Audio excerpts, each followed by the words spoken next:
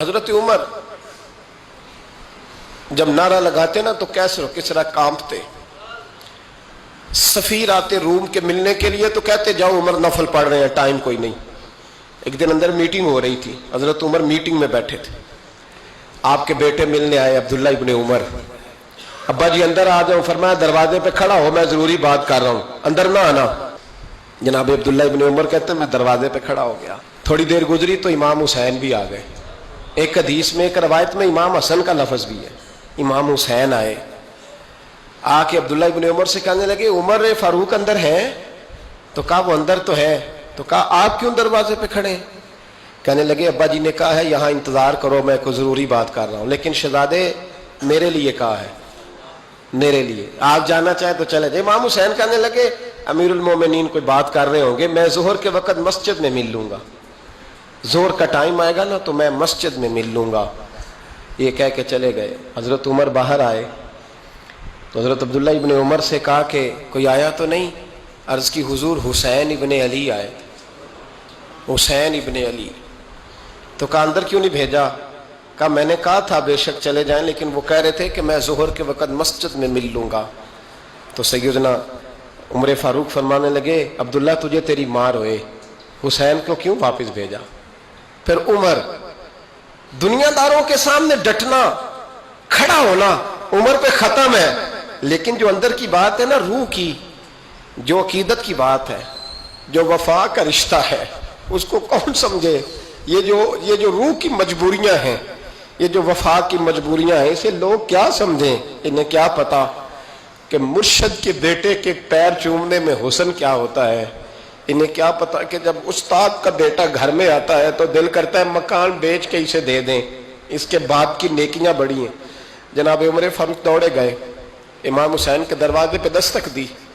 امام حسین باہر رکھا. شہزادے یار ملنے آئے تھے، بغیر ملے کیوں آ گئے؟ عرض کی کہ آپ مصروف تھے، آپ کے اپنے بیٹے بھی دروازے پہ کھڑے تھے تو میں واپس آ گیا. امام حسین کہتے عمر جذبات میں آ گئے، سر سے پگڑی گر گئی. کہنے لگے حسین میرے بیٹے کا اور حسین کا کیا مقابلہ؟ کیا اس کی ماں کا نام فاطمہ الزہرا ہے؟ کیا اس کی نانی کا نام ختیجۃ الکبریٰ ہے؟ کیا اس کے نانے کا نام محمد مصطفیٰ ہے؟ اور پھر سر سے پگڑی اتری تھی، اپنے بال زور سے پکڑ لیے. کہنے لگے حسین میں نا مکے میں اونٹ چرایا کرتا تھا اور ڈنڈوں سے مار کھاتا تھا اپنے باپ سے. یہ جو آج ساری دنیا میں عمر کے نعرے لگتے ہیں، یہ تیرے نانے کا صدقہ ہے. شہزادے میری وفا اور میری وفا میں جب تیرا دل کرے نا توڑ کے آ جایا کر. عمر تو لوگ ایک دن امام حسین نے آ کے نا جناب فاروق اعظم سے کہا، خطبہ دے رہے تھے بچوں کی طبیعت شروع میں، پتہ نہیں کیا بات آئی امام حسین کے دل میں. کہنے لگے عمر نیچے اترو، یہ میرے نانا کا ممبر ہے. تو حضرت سیدنا عمر سنو، کبھی میرا بھی بچہ آ جائے تو میں کہتا ہوں اس کو پکڑو یار، بچوں کو تو نہیں نا جمعوں میں مطلب ذکر کیا جاتا، اترنا میرے نانے کا ممبر ہے. جناب عمر اتر کے نیچے کھڑے ہو گئے. تو کہا جا کے اپنے نانے کے ممبر پہ بیٹھ. تو حضرت عمر رو پڑے. کہنے لگے شہزادے میرے نانے کا ممبر ہی کوئی نہیں ہے ہی نہیں، یہ ممبر یہ مصلی یہ تیرے نانے کی شان ہے، میرے نانے کا کوئی ممبر نہیں، تیرے ہی نانے کا ممبر ہے. تھوڑی دیر کھڑے رہے تو امام حسین کہنے لگے اچھا کوئی نہیں آپ کے نانے کا ممبر کا نہیں؟ کہا چلو پھر میرے نانے کے ممبر پہ بیٹھ جاؤ، چلو خیر ہے. کوئی نہیں آپ کے نانے کا؟ کہا نہیں. تو کہا کوئی نہیں پھر میرے نانے کے. جب حضرت عمر بیٹھے تو بڑا شاندار جملہ کہا، فرمانے لگے میں ممبر پر مرضی سے نہیں بیٹھا تھا، مجھے ابو بکر نے بٹھایا تھا، اور پھر حسین کے کہنے پہ میں اترا ہوں، اب مجھے حسین نے بٹھایا ہے. اب کسی کی جرت ہے تو عمر کو اتار کے دکھائے، اب میں حسین کا تیری نسل پاک میں. یار کتنی بے شرمی کی بات ہے، لوگ امام حسین کو باغی کہے. وہ حضرت امام اعظم ایک باغ میں بیٹھے تھے، شاگرد ساتھ تھے، تو کتابیں بکھری ہوئی تھی، کچھ لکھا جا رہا تھا، بکھری ہوئی تھی کتابیں. امام محمد بھی بیٹھے تھے، امام ابو یوسف، کئی اور شاگرد بیٹھے تھے. تو جب لکھتے ہیں نا یہ لوگ تو حوالوں کی تلاش ہوتی ہے، کتابیں بکھری ہیں، صفحے بکھرے. بچے گیند کے ساتھ کھیل رہے تھے تو گیند اچانک باغ میں آئی تو ایک چھوٹا سا بچہ گیند لینے آیا تو امام اعظم اٹھ کے کھڑے ہو گئے. وہ بچہ گیند لے کے چلا گیا, کتابیں ساری پھر بکھر گئیں, جو گود میں رکھی ہوئی تھی وہ بھی نیچے گر گئیں, کچھ صفحے بھی گر گئے. تھوڑی دیر کے بعد وہ بچہ چلا گیا, امام صاحب بیٹھ گئے, پھر آیا, گیند گری آ کے باغ میں, تو وہ پھر بچہ لینے آیا, وہی بچہ. امام صاحب پھر کھڑے ہو گئے. وہ کئی بار آیا, جتنی بار آیا کھڑے ہو گئے.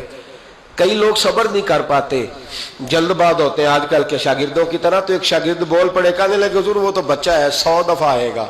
اب 100 دفعہ کھڑے ہوں گے. فرمایا تو 100 کی بات کرتا ہے, یہ 1000 دفعہ بھی آیا تو میں کھڑا ہوں گا. کہا حضور بچہ ہے آپ کیوں کھڑے ہو گئے؟ فرمانے لگے معمولی بچہ نہیں, میرے استاد کا پوتا ہے. تو جس نے مجھے اللہ رسول کا نام بتایا اس کا پوتا ہے تو میں کھڑا نہ ہوں. اگر استاد کے پوتے کا یہ ادب ہے تو بتاؤ محمد عربی کے نواسے کا کیا ادب ہے؟ رسول اللہ صلی اللہ علیہ وسلم. لوگ سمجھتے ہیں ہم قائل نہیں ہیں وہ والی شہادت بیان کرنے کے جس میں کہتے ہیں ہائے حسین تو سکینہ تو زینب. ہمارے بزرگوں نے ہمیں یہ سبق, ہمارے بزرگوں نے ہمیں بتایا کہ امام حسین کی شہادت اس طرح بیان کرو کہ نوجوانوں میں جذبہ جہاد پیدا ہو, عورتیں صبر کا پہاڑ بن جائیں. اس طرح شہادت ہم وہ والی. لیکن ایک بات ضرور ذہن میں رکھیں, یہ جو لوگ کہتے ہیں نا بڑے مظلوم تھے پانی نہیں آ سکا, میرے سے حوالہ دیکھے جس نے دیکھنا ہے, میرے سے حوالہ دیکھے. میرے سے حضرت امام حسین میدان کربلا میں تھے تو تھوڑی سی جگہ کھود کے نا امام حسین نے تو خندق کھودی. خندق کھودنا عرب کا رواج تھا, مدینے میں بھی خندق کھودی گئی, اس کا نام ہی جنگ خندق. تو خندق کھود کے نا آگ جلائی جاتی تھی, یہ حفاظت کا ایک ذریعہ تھا تاکہ دشمن نہ آئے. تو امام حسین نے اپنے خیمے کے سامنے خندق کھود کے اس میں آگ جلائی تاکہ پردہ رہے, عورتوں کے پاس کو دشمن نہ آئے. تو ایک شخص سامنے کھڑا ہو کے کہنے لگا حسین تو نے دنیا میں ہی آگ جلا لی ہے. معاذ اللہ ثم معاذ اللہ, کہنے لگا آگے تو آگ ملے گی, یہاں جلا لی ہے. تو امام حسین کہنے لگے میں حکم دیتا ہوں آگ کو کہ تجھے ابھی پکڑ لے. لوگ کہتے ہیں مظلوم تھے, میں حکم دیتا ہوں آگ کو تجھے ابھی پکڑ لے. یہ لفظ امام حسین نے کہے. میں 3 کتابیں تو میری لائبریری میں ابھی ہیں جن میں حوالہ ہے, 3 کتب سے, اور آج کل پرسوں کی کتاب نہیں, سینکڑوں سال پرانی. جب کہا نا میں حکم دیتا ہوں تو وہ آدمی گھوڑے سے نیچے گرا, گھوڑے سے نیچے گرا, اور گھوڑے کی رکاب کے اندر اس کا پیر الجھا. گھوڑا ڈر کے اتنا دوڑا کہ جا کے اس آدمی کو آگ میں پھینک دیا. امام حسین کے سامنے جل کے مر گیا. یہ حسین ابن علی ہے. یہ ابھی حکم دیتے تو فرشتے ابھی آ جاتے, یہ ابھی بات کرتے تو ساری دنیا کی فوجیں ابھی اکٹھی ہو جاتی, یہ ابھی حکم دیتے تو ابھی آ جاتے. اور سنو, اگر جناب اسماعیل کے لیے دمبا آ سکتا ہے تو وہ تو حضرت ابراہیم کے بیٹے تھے, اور یہ تو مصطفیٰ کی اولاد ہے, ان کے لیے کیا کچھ نہیں ہو سکتا. لیکن امام حسین نے پسند کیا تھا کربلا کے جہاد کو, اس کو پسند کیا تھا مولا علی نے, وہ اپنی پسند پہ تھے.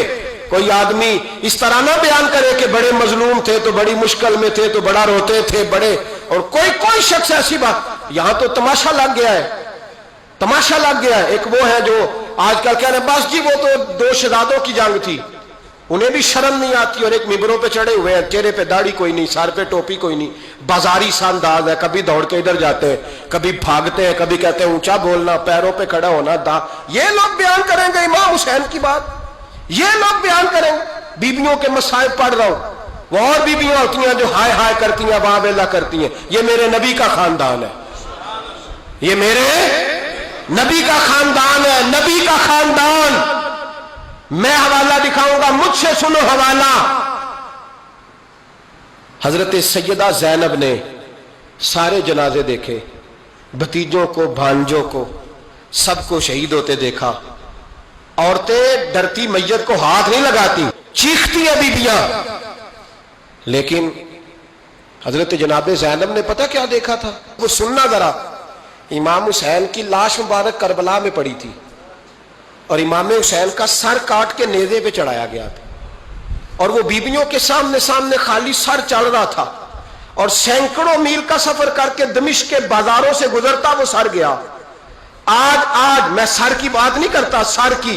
آپ مرد ہیں, جوان ہیں سارے, یہاں کسی کا کٹا ہوا ہاتھ پھینک دیا جائے نا, ہاتھ تو لوگ چیخے مار کے دوڑ جائیں گے. بلکہ ہاتھ تو دور رہا, کسی کی انگلی کاٹ کے یہاں پھینکی جائے تو لوگ چیخے مار کے مرد دوڑ جائیں گے.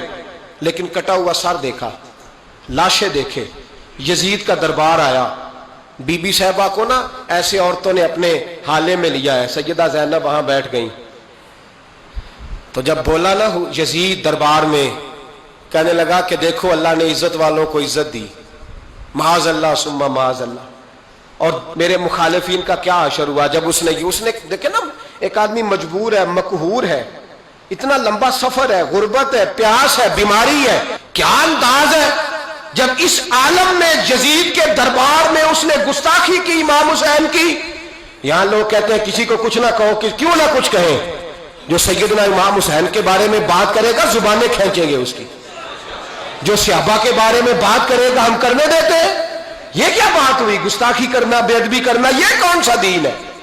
یہ تو تم بے دینی پھیلا رہے ہو۔ سنو، جب اس نے بے ادبی کی تو سیدہ زینب چپ نہیں رہی، بلکہ حضرت زینب بولی اور کھڑی ہوئی، اور آپ نے تلاوت کی قرآن مجید کی اور آیتیں پڑھی، کہنے لگی وَتُعِزُّ مَن تَشَاءُ وَتُذِلُّ مَن تَشَاءُ بِیَدِکَ الْخَیْرُ، اور آپ فرمانے لگی یزید تو کہتا ہے تیرے مخالفین پسپا ہو گئے، تجھے عزت ملی؟ آپ فرمانے لگے یہ تیرا دربار ہے نا، یہ تیرا سجا ہوا ہے نا، تیرا اس وقت ڈنڈا چلتا ہے نا۔ فرمانے لگی چند سال ٹھہر جا، تیرے اوپر لوگ لعنتیں برسائیں گے، اور فرمایا جب جمعے پڑھے جائیں گے تو لوگ میرے حسین کے نام کے خطبے پڑھیں گے۔